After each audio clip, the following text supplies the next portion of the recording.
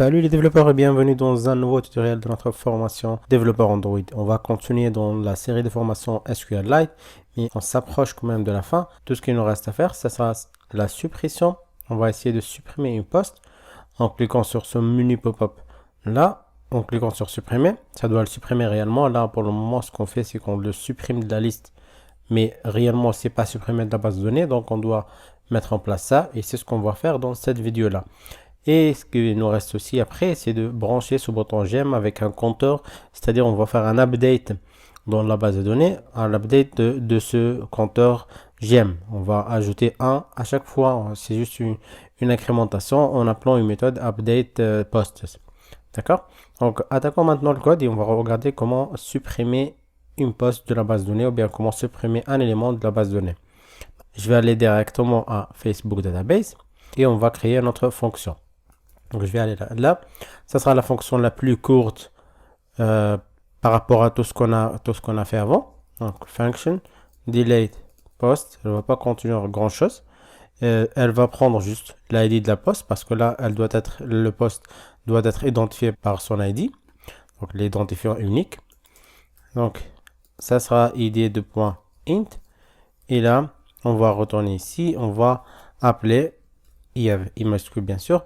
Donc, on va bien sûr instancier notre base de données, DB. Là, ça sera Write to World Database, puisqu'on va supprimer. On ne va pas juste lire. Le readable, c'est seulement quand on fait select. Et on va appeler la méthode delete. Cette méthode delete, elle prend en paramètre le table. Elle prend le where close. Et elle prend selection args ou le where args. Ou bien ici, on les appelle le where args. En tout cas, ce sont les mêmes que ce qu'on a fait avant avec le select ici. Quand on fait find users, on avait un tableau de string, c'est tout simplement comme ça. Et dans le selection, c'était comme ça. Le nom de la colonne égale point d'interrogation. Et après, on passe la liste des chaînes de caractères qui vont remplacer la point d'interrogation. Revenons sur notre méthode delete. Donc là, on va passer le nom de la table. Le nom de la table, dans notre cas, c'est post table name. Et ici, qu'est-ce qu'on va supprimer? Le where close, qu'est-ce qu'elle va contenir? Elle va contenir id égale. OK. Et ce qui nous reste ici, c'est le where arg, c'est-à-dire les arguments qui vont remplacer ces points d'interrogation. Ça sera un array of. Et on va passer des chaînes de caractères. Donc, notre chaîne de caractères, ça sera id. Bien sûr, là, cette idée-là ne va pas être acceptée, tout simplement parce que c'est un entier et nous, on a besoin d'une string. OK?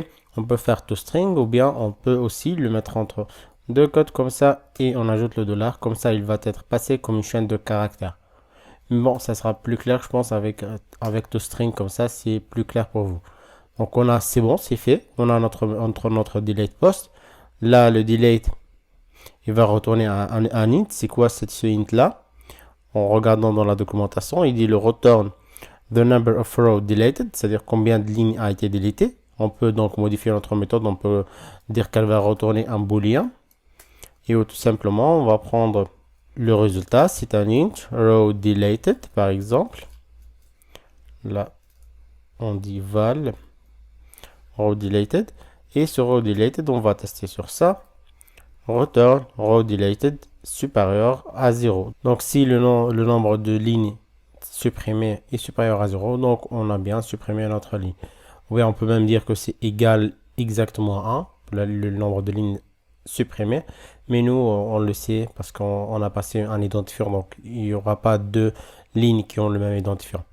Donc maintenant, on va aller à notre adapteur, post-adapteur là, puisque c'est là on supprime. On a dit on supprime quand on clique sur supprimer. Et ce supprimer là, il est dans le pop menu. Là, image show pop menu. C'est on clique listener, on affiche le pop-up menu.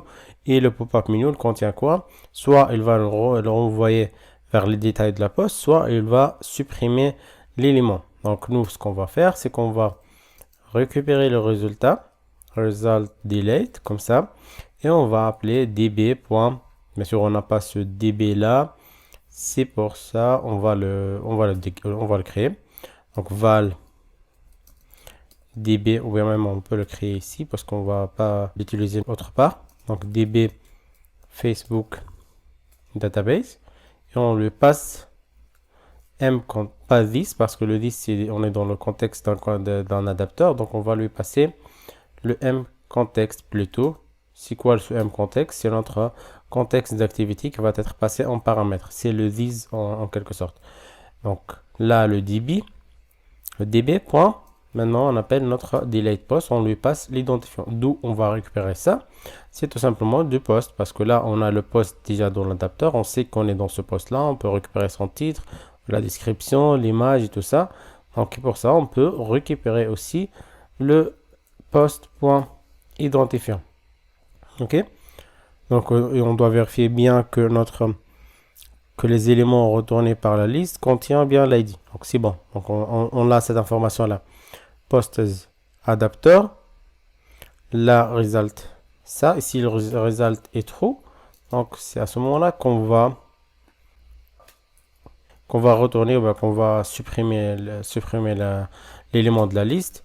Dans le cas contraire, qu'est-ce qu'on va faire? On va tout simplement afficher un toast disant que la suppression n'a pas passé ou bien il y a un problème de suppression. Erreur de suppression. Ok, et je passe le toast short point show.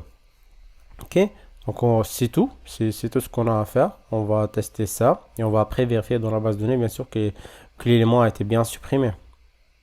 Et ça on peut le savoir tout simplement si on relance l'application une deuxième fois. Si on ne trouve pas l'élément, c'est qu'elle a été bien supprimée de la base de données définitivement. Mais si on le reload, par exemple dans ce cas là on a supprimé 1, quand on va réexécuter l'application on va le retrouver. Donc maintenant quand l'application va s'exécuter on va le retrouver parce qu'il existe encore dans la base de données. Mais la prochaine fois ça ne doit pas arriver, on doit le supprimer réellement. Vous voyez là l'élément il revient parce que l'autre fois on ne l'a pas vraiment supprimé. Donc, je vais maintenant le supprimer comme ça. Donc il n'y a pas de message dehors, donc cette variable a retourné, ou bien cette fonction a retourné true. Maintenant je vais réexécuter l'application, on va voir si il revient ou pas. S'il ne revient pas, donc on est bon. Vous voyez, il n'est plus là, donc il a été bien supprimé de la base de données. Donc c'était tout pour cette vidéo, donc j'espère que tout a été clair.